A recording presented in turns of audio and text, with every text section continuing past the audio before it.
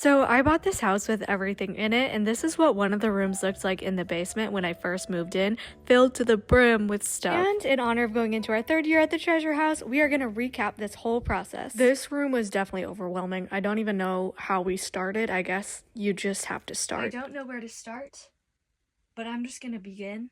That sounds like it would be on a Hobby Lobby sign. But basically this room had just accumulated every single scrap piece of wood and construction supplies from like the past 50 years. So the task at hand was just to go through it and see what I can keep, what I can give away, and what I need to throw. And I would always get so hyped when we unlocked a new standing spot.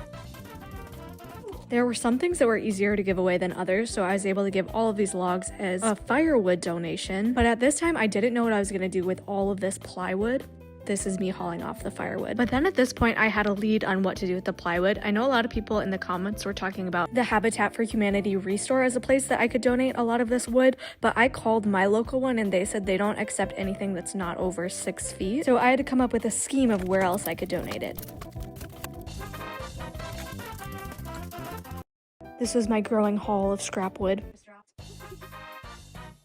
So I was back on my search of where I could give away this scrap wood, and then I remembered like 6 months earlier that my home inspector was telling me about, I think his 10-year-old son was super into building, and he'd build these elaborate forts with his 80-year-old neighbor friend that was like his mentor. So I like cold emailed the home inspector and I was like, hey, remember me, the house with everything in it? I happen to have stumbled upon a lot of scrap wood, so if your son would be interested, we can go drop it off. Thinking this could be a very, very mutually beneficial partnership. So then the home inspector actually called me back the next day and was like, oh my goodness, that would be so amazing. He said his son's current means of getting scrap wood was going around his neighborhood and finding out when the husbands weren't home and knocking on the door and asking the wives, hey, do you have any scrap wood to donate to me?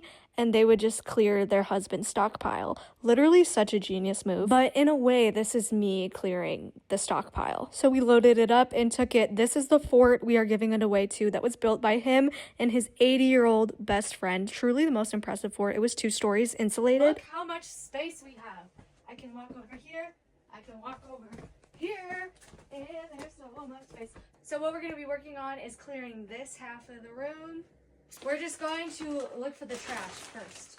Trash first.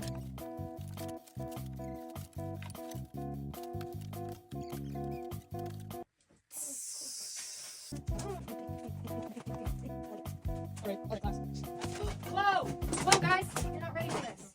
We have not only 1, 2, 3 handsaws. For YouTube Shorts, I have to cut this recap in half, but don't worry, part 2 will be out right now.